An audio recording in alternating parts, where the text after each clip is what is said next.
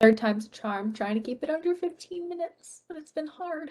Okay, so this is mythology in a nutshell. I am Cierra Marlett, and this is basically how my thoughts on mythology and myths has evolved in this class. So when I initially thought of myths, I thought that there had to be mythical creatures, there were gods and goddesses that were messing up everything and then fixing everything, then messing it all up, and there was a greater purpose. And it was told like a game of telephone through the generations, and it got distorted and changed as it got further and further down the line and through time, and the stories had hidden messages. And I was mostly wrong. Mythical creatures and gods and goddesses are not a necessity, although they do pop up very often. Um, it is sort of like a game of telephone through the generations as far as it being spread and shared. However, it is not just verbal. It can be told pretty much how any information is shared. It can be typed, written, um, put into a movie. Like any way that we're able to communicate is how a myth can be shared. Um, and stories with hidden messages. Almost all myths have a hidden message or an idea. And this is my definition of a myth right now. It might change soon. Um, Myths are stories that are based on true events most of the time that serve to tell a moral or support a belief of a higher purpose.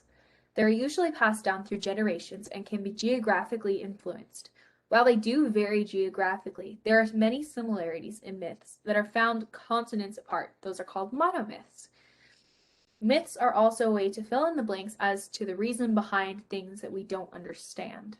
That is my biggest realization in this class is it's just a way to fill in the blanks and fill in the gaps because not knowing is scary. And so what do? Our brains just automatically give us what ifs and possible solutions.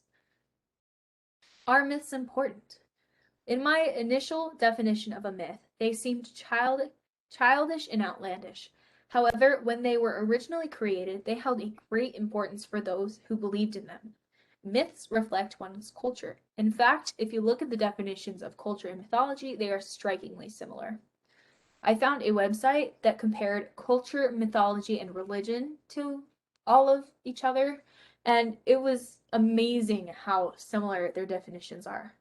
So they both revolve around a worldview. It's how people see the world and how they react and influence it.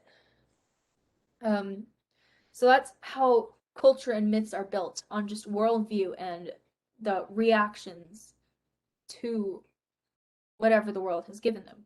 Um, they also have in green right here, people develop and maintain cultures to deal with basic problems like survival and other issues that concern them. In green under mythology, I have myths often begin as sacred stories that offer supernatural explanations for the creation of the world and humanity, as well as for death, judgment, and the afterlife. So that also ties in with my belief of a myth being a opportunity to fill in the blanks for the unknown. It's problem solving through stories and through ways of life and habits. I have the link to the website right here, and then I also have a link to an additional website that goes into religion and how that is also a way for us to fill in blanks of unknown things. How do myths help us understand a culture? Myths are byproducts of cultural beliefs, so it's reasonable to assume that myths can be used to trace back to the culture that it originated from, and we can draw conclusions on the lifestyle and beliefs of different cultures. A modern example is the character Te Fiti in the Disney movie Moana. So, I'm just going to talk about her visual appearance right now and how it might reflect on whatever culture that it came from. So if you look at Te Fiti, she is a very human-like creature. She is absolutely huge. She's the size of an island. In fact, when she goes to sleep, she is an island. So she has all these human-like appearances. However, she also has a very nature-like presence. She's all green, she's covered in moss, trees, she has wildlife on her, like she is essentially Mother Nature. Um, so looking at her, yes, there are human-like qualities, but she is predominantly nature and island. So you can tell that whoever believes in her, the culture that she originated from, and the culture that created her, they probably have a very strong tie to the land and to their island. Um, yeah, I've recorded this 3 times, and that was probably the best take I've had so far on that. Um, so just visually looking at a myth that was created by these people, you can tell they probably have strong ties to an island. I mean, their deity is an island part time. Um, they have a very strong sense of like maternal like influence because their deity is a woman or appears like a woman.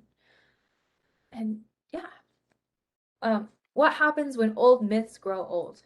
When myths lose their significance or credibility, they are seen how I initially viewed myths outlandish, childish. When there are more current explanations for whatever the myth was trying to justify, believing in the outdated version can be seen as foolish. Another example from Moana, the grandmother. Moana's grandmother wanted a reason behind why her island was dying. And so she said Te Fiti, the island goddess, her heart was stolen. And instead of giving life like she typically does, she's now taking it because she has that absence of a heart right now. Um, so she's using her myth to fill in the why and the how her island is dying. She's trying to solve the problem in a way that she knows how and that she can comfortably acknowledge and accept. Meanwhile, the younger generations that don't hold the myth and as high as a regard, they are looking for a more methodical and scientific approach as to why their island is dying. They're rotating their crops, they're fishing on different sides of the islands. They're trying to find um, a hand in dirt solution, like I can see it, this is the solution. Meanwhile, the grandmother is putting her faith and her belief in this myth that her culture has held in high regard for generations. I also put on the whole outdated idea that monomyths can be so similar across cultures that they are typically overlooked and they are not delved into as much as they should because they are so common. Um, when a story keeps getting retold and retold and retold, eventually you're just going to start skimming through it. And you're not going to notice all the little details that go into it. It's the same thing that happens with like the creation myths. They're so similar that you just look for the main plot points. Like you spark notes that and you leave. Like you don't even pay attention to all the little details and the little contextual clues that like give you ideas to what that culture believed in and how that culture might differ from this other culture that has a very similar belief system. So I think that as far as growing old and losing their significance, if they're so overused that people start to overlook all the big details and the little details that go into them, then they're going to lose their significance, which I think is very sad. Why study myths? Aside from learning new fun facts to pester your friends and family with, myths from other places should be kept and studied because they allow progress in science and finding the reasoning behind something. I liked to relate this to the scientific method. Going off of my definition of a myth, that they are used to fill in blanks and tell stories and give you reasonings behind something. If you start off with the scientific method, you have a question that you don't know the answer to. So what is your first step? You make a hypothesis. There's probably a step before it, but whatever. You make a hypothesis eventually, and it is a possible explanation to your question. Possible reason, possible causation of it.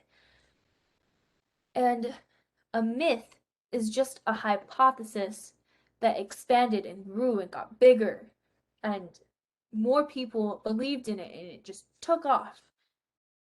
And it formed its little following.